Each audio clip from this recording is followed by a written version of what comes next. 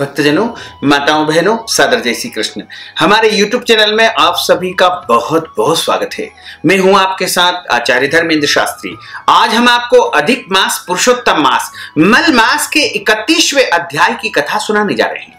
इस कथा को अंत तक जरूर सुनिएगा और अधिक से अधिक लोगों को शेयर भी करिएगा।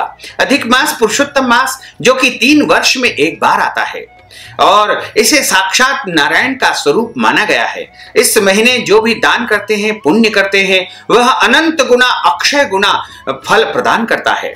यदि आप अपने जीवन के कष्ट और संकट समाप्त करना चाहते हैं तो आपको अधिक मास के निमित्त दक्षिणा दान करनी चाहिए, वस्त्र दान करना चाहिए, गौ दान करना चाहिए, या आपके पास जिस प्रकार सामर्थ्य हो, शक्ति हो, उसी प्रकार आपको दान पुण्य अवश्य करना चाहिए। थोड़ा या बहुत दान का कोई भी प्रमाण नहीं होता है, लेकिन दान तो दान होता है। इसलिए मनुष्य को अपनी शक्ति तथा सामर्थ्य के अनुसार दान अवश्य करना चाहिए।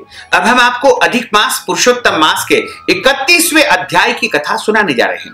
गुरुर् ब्रह्मा गुरुर्विष्णु गुरुर्देवो महेश्वरा गुरुः साक्षात् परब्रह्म तस्मै श्री गुरुवे नमः। सच्चिदानंद रूपाय विश्वोत्पत्त्यादि हेतवे तापत्रय विनाशाय श्री कृष्णाय वयं नमः। कृष्णाय वासुदेवाय हरये परमात्मने प्रणतः क्लेशनाशाय गोविंदाय नमो नमः। वसुदेव सुतं देवं कंस चाणूरमर्दनं देवकी परमानंदं कृष्णं वंदे जगद्गुरुं। वरः पीडं नटवरवपुः कर्णयोः कर्णिकारं विभ्रद्वास कनकपीशं वैजयन्तीं च मालां। रन्ध्रान् वेणोर्धरसुदया पूरयन् गोपवृन्दैः वृन्दारण्यं स्वपदरमणं प्राविशत् कीर्तिः। करारविन्देन पदारविन्दं मुखारविन्देन विनिवेशयन्तीं वटस्य पत्रस्य पुटेशयानं बालं मुकुन्दं मनसा स्मरामि। जय जय श्री राधारमण, जय जय नवल किशोर, जय गोपी चित चोर प्रभु, जय जय माखन चोर। मात मेरी श्री राधिका, पिता मेरे घनश्याम, इन दोनों के चरणन में मेरा बारंबार प्रणाम, मेरा बारंबार प्रणाम, मेरा बारंबार प्रणाम। मोहिनी मूरत श्याम की वो मन रही समाय, जो मेहंदी के पात में लाली रही समाय।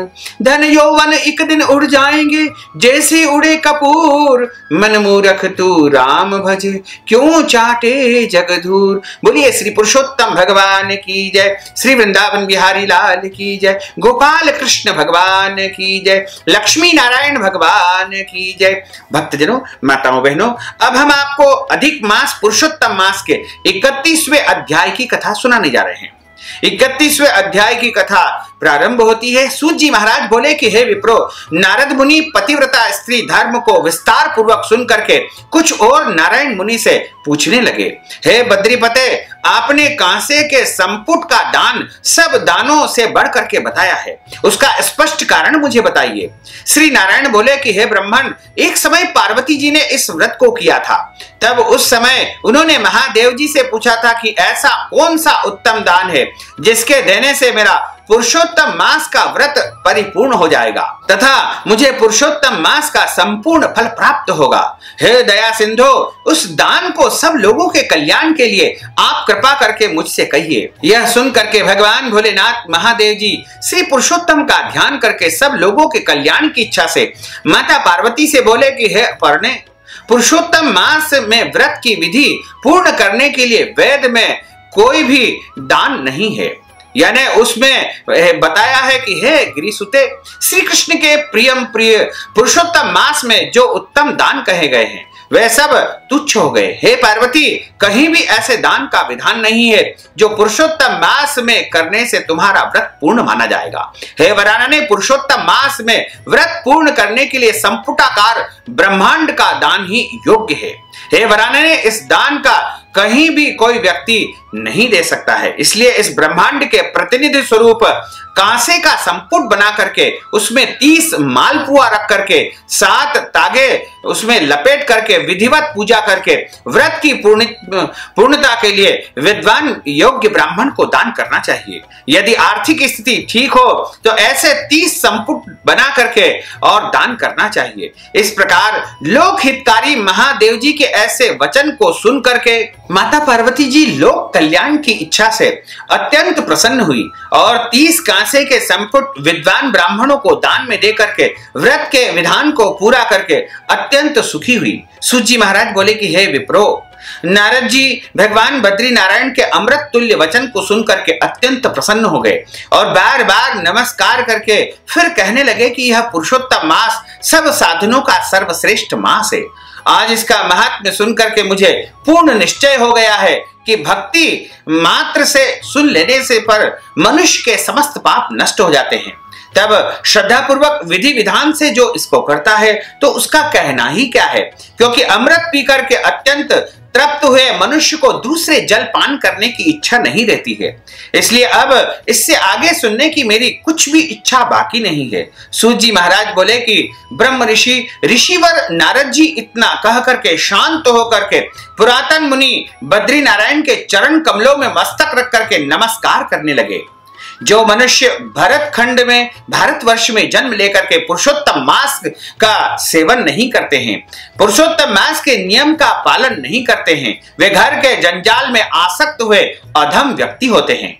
ऐसी दुष्ट बुद्धि वाले मनुष्य बार बार जन्म लेते हैं और मरते जाते हैं तथा जन्म जन्मांतर में पुत्र मित्र भार्या एवं प्रिय आदि के वियोग से दुखी होकर के वह अत्यंत पीड़ित होते हैं। सूत जी महाराज बोले कि हे द्विज श्रेष्ठो, इस पुरुषोत्तम मास में नास्तिक वाद के शास्त्रों का वर्णन न करे, न पराई सेज पर शयन करे, न कभी भी झूठ न बोले, पर निंदा न करे, आलोचना किसी की बुराई न करे, चुगली न करे, पराया अन्न न खाए, न कभी भी दूसरों की नकल करे, न धन की कंजूसी भी नहीं करे, सच्चरित्र ब्राह्मण को जितना बन सके अधिक से अधिक दान करे।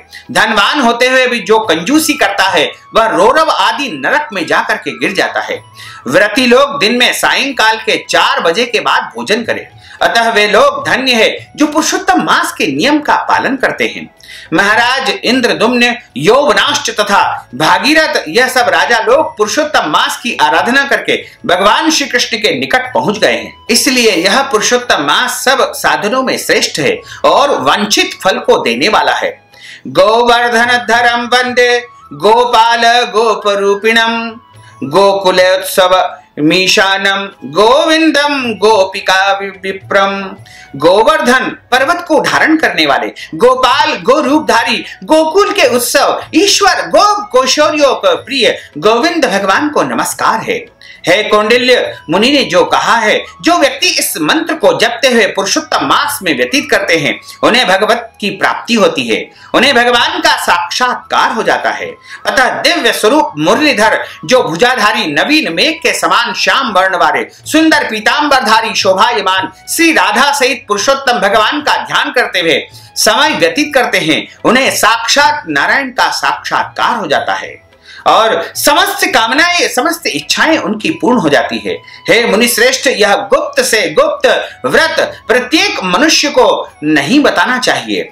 जो मनुष्य गंगा आदि सब तीर्थों में स्नान करने से तथा पृथ्वी की प्रदक्षिणा करने से जितना पुण्य फल प्राप्त करता है, उतना पुण्य पुरुषोत्तम मास के महात्म को सुनने से भी प्राप्त हो जाता है। इसके सुनने से ब्राह्मण को ब्रह्म तेज की प्राप्ति होती है, क्षत्रिय पृथ्वी का अधिपति होता है तथा वैश्य धनपति होता है और शूद्र श्रेष्ठ और उच्च पद को प्राप्त करता है। इनके अतिरिक्त अन्य पशु वृत्ति वाले किरात, रूप, म्लेच्छ आदि जितनी भी जातियां हैं वे सब मोक्ष को प्राप्त करती है। जो व्यक्ति इस पुरुषोत्तम मास ग्रंथ को पीत वस्त्र में लपेट करके किसी विद्वान ब्राह्मण को दान करता है, वह अपने तीनों कुल का उद्धार करके हरि लोक को प्राप्त करता है तथा जो अपने घर में रख करके इनका पूजन करता है वह घर तीर्थ के समान है। ऐसे आनंदित पुण्यप्रद श्रेष्ठ पुरुषोत्तम मास की महिमा को सुनकर के ऋषि लोग चकित हो गए और भगवान की सेवा में लीन हुए। मुनि जन भी सूत जी महाराज से बोले, हे सूत जी महाराज, आप धन्य है, हम सब आपके मुख से इस अमृत रूपी वाणी को सुनकर के धन्य हो गए, कृतार्थ हो गए। और आपके मुख कमल से श्री कृष्ण की कथा रूपी इस अमृत भरी वाणी को सुनकर के नैमिषारण्य के वासी मुनीश्वरों ने आपको अत्यंत पूज्य ब्रह्मासन दिया है। अतः आप ऋषि समाज में इस धराधाम में भगवान श्री कृष्ण की रमणीक कथा कहते रहे। तब सूत जी महाराज ब्राह्मणों की प्रदक्षिणा करके उनको नमस्कार करके और उनसे आशीर्वाद लेकर के अपना कृत्य करने के लिए गंगा जी की तरफ प्रस्थान कर गए।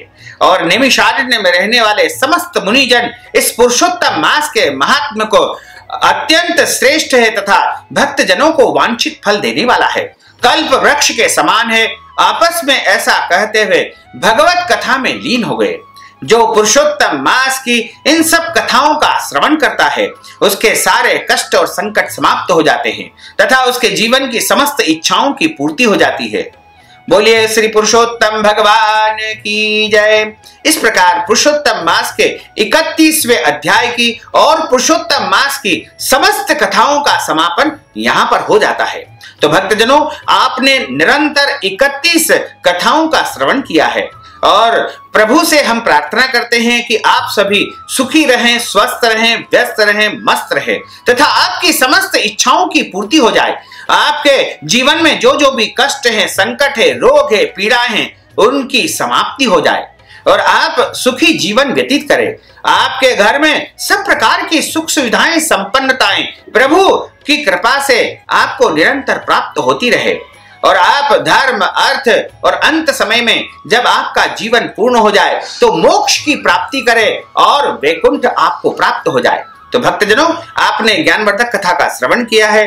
कथा सुनने के बाद पुरुषोत्तम मास के निमित्त या कथा सुनने के निमित्त या फिर गौदान के निमित्त या फिर अन्नदान, वस्त्रदान, फल दान, स्वर्ण दान, रजत दान, कांस्य पात्र दान, मालपुए का दान या अन्य कोई भी दान यदि आप पुरुषोत्तम मास के निमित्त करना चाहते हैं तो उसके लिए आप नगद राशि हमारे पेटीएम के माध्यम से, गूगल पे के माध्यम से, फोन पे के माध्यम से हमारे तक पहुंचाने का आप प्रयास करेंगे, जिससे आपको पुरुषोत्तम मास का संपूर्ण पुण्य फल प्राप्त हो जाएगा। साथ ही इस ज्ञानवर्धक वीडियो को अधिक से अधिक लोगों को शेयर करिएगा, लाइक करिएगा, कमेंट करिएगा और यदि अभी तक आपने सब्सक्राइब नहीं किया तो अभी और इसी समय सब्सक्राइब अवश्य कर लीजिए। आपको और आपके पूरे परिवार को सादर जय श्री कृष्ण, सादर धन्यवाद।